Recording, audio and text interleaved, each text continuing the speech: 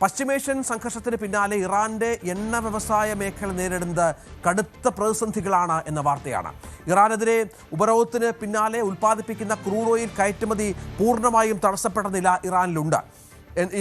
ഇത്തരത്തിൽ ഇറാന്റെ എണ്ണ കയറ്റുമതി പൂർണ്ണമായും നിർത്തിവെക്കുന്നതിലൂടെ വലിയ തോതിലുള്ള എണ്ണ ഇറാനിൽ കുമിഞ്ഞുകൂടുന്നു എന്നുള്ള വിവരങ്ങൾ കൂടി പുറത്തു വരുന്നുണ്ട്. ഇറാന്റെ എണ്ണ ഉൽപ്പാദനത്തിൻ്റെ 90% കൈകാര്യം ചെയ്യുന്ന ഖാർഗ് ദ്വീപിലെ സംഭരണശാലകൾ പൂർണ്ണമായും നിറഞ്ഞ പശ്ചാത്തലമാണ്. ഇതുകൊണ്ട് ക്രൂഡ് ഓയിൽ ശേഖരിക്കാൻ പുതിയ വഴികൾ തേടുകയാണ് ഇറാൻ. പഴയ ടാങ്കർ കപ്പലുകളെ ഇപ്പോൾ നിലവിൽ ഇറാൻ ഉപയോഗിക്കുന്നു എന്ന അന്തർദേശീയ മാധ്യമങ്ങൾ റിപ്പോർട്ട് ചെയ്യുകയാണ്. ഈ സാഹചര്യത്തിലാണ് 30 വർഷത്തോളം പഴക്കമുള്ള നാഷ എന്ന എണ്ണക്കപ്പൽ വീണ്ടും ഉപയോഗിക്കുന്നത്. വർഷങ്ങളായി ഉപയോഗശൂന്യമായി കിടന്നിരുന്ന ഈ ടാങ്കർ ഇപ്പോൾ കടലിൽ എണ്ണ സംഭരിക്കാനുള്ള സംവിധാനമാക്കി ഇറാൻ മാറ്റിയിരിക്കുകയാണ്.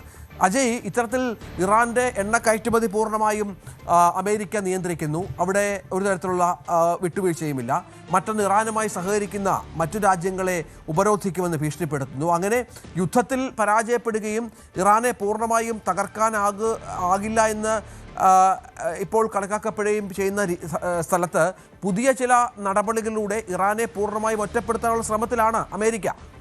തീർച്ചയായിട്ടും ഇത്തരം ചില നീക്കങ്ങൾ അമേരിക്ക നടത്തുന്നുണ്ട്. പക്ഷേ ഇതിൽ ഇറാൻ എത്രത്തോളം സമ്മർദ്ദത്തിലായി എന്ന് നമുക്ക് നിലവിലെ സാഹചര്യത്തിൽ പറയാനാകില്ല. കാരണം ഇറാനിലുള്ള എല്ലാ നയതന്ത്ര ഉദ്യോഗസ്ഥരാണെങ്കിലും നിലവിൽ അമേരിക്കയുമായി സഹകരിക്കില്ല എന്നൊരു നിലപാട് തന്നെയാണ് സ്വീകരിച്ചിട്ടുള്ളത്. ഇറാന്റെ നിബന്ധനകൾ US അംഗീകരിച്ചാൽ മാത്രം ചർച്ച എന്നാണ് ഇറാൻ ഇപ്പോഴും പറയുന്നത്. അപ്പോൾ ഇതിൽ നിന്ന് തന്നെ വ്യക്തമാണ് US-ന്റെ ഉപരോധത്തിൽ നിന്നാണെങ്കിലും അല്ലെങ്കിൽ മറ്റ് പല ഭീഷണികളിലാണെങ്കിലും ഇറാൻ അങ്ങനെ US അവകാശപ്പെടുന്ന അത്രത്തോളം സമ്മർദ്ദത്തിലായിട്ടില്ല. എന്നാലും ഇറാനുള്ളിൽ ചില പ്രതിസന്ധികൾ നേരിടുന്നുണ്ട്. അത് കാരണം തന്നെയാണ് ഈ ഹോർമുസ് കടലിടുക്കിൽ US ഉപരോധം വന്നതിന് പിന്നാലെ ഹോർമുസ് കടലിടുക്ക് പൂർണ്ണമായി അടച്ചുകൊണ്ടുള്ള ഒരു നടപടിക്ക് ഇറാൻ തുനിഞ്ഞത്. അതിന് പിന്നാലെയാണ് പല രാജ്യങ്ങളുടെയും കപ്പലുകൾക്ക് നേരെ ഉൾപ്പെടെ ആക്രമണം നടത്തുകയും ഹോർമുസിൽ ടോൾ പിരിവ് നിലവിൽ വരുത്തുകയും അതുപോലെ ഈ ഹോർമുസ് കടലിടുക്കിൽ IRGC നിർദ്ദേശിക്കുന്ന പാതയിലൂടെ കപ്പലുകൾ യാത്ര ചെയ്യണമെന്ന് ഇറാൻ നിർദ്ദേശിക്കുന്ന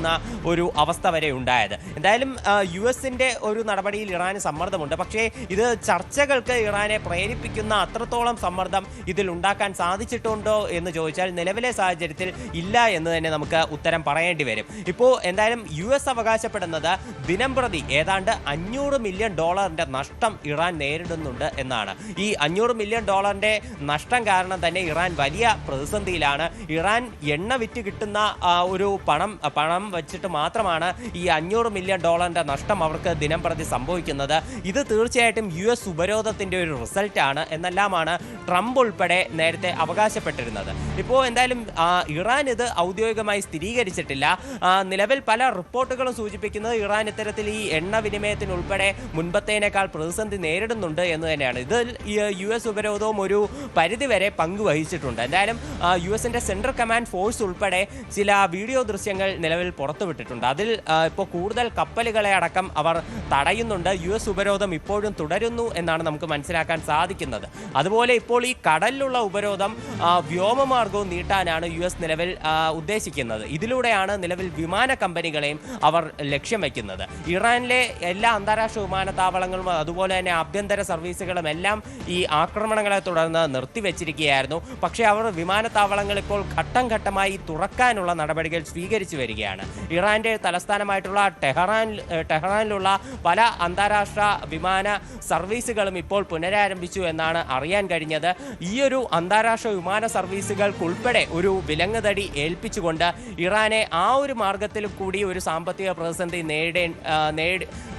ഉണ്ടാക്കുക, അത് തന്നെയാണ് അമേരിക്കയുടെ ഇപ്പോഴത്തെ ഒരു ലക്ഷ്യമെന്നാണ് നമുക്ക് ഇത് വിലയിരുത്തുമ്പോൾ മനസ്സിലാക്കാൻ സാധിക്കുന്നത്. തീർച്ചയായും അത്തരത്തിൽ തൽക്കാലത്തേക്കെങ്കിലും എണ്ണ സംഭരണം, എണ്ണ നിർമ്മാണം, ക്രൂഡ് ഓയിലുമായി ബന്ധപ്പെട്ട കാര്യങ്ങളൊക്കെ നിർത്താനുള്ള നീക്കം ഇറാന്റെ ഭാഗത്തുണ്ടാകുന്നു എന്ന വിവരങ്ങൾ കൂടി പുറത്തു വരുന്നുണ്ട്. അത് നിർണായകമായ ഒന്നാണ്. കാരണം എണ്ണ സംഭരണശാലകൾ പൂർണ്ണമായും നിറഞ്ഞു കഴിഞ്ഞു. ഇപ്പോൾ എണ്ണ സംഭരിക്കാനുള്ള അവസ്ഥ ഇറാൻ ഇല്ല എന്നാണ് ഇപ്പോൾ നമുക്ക് മനസ്സിലാക്കേണ്ടത്.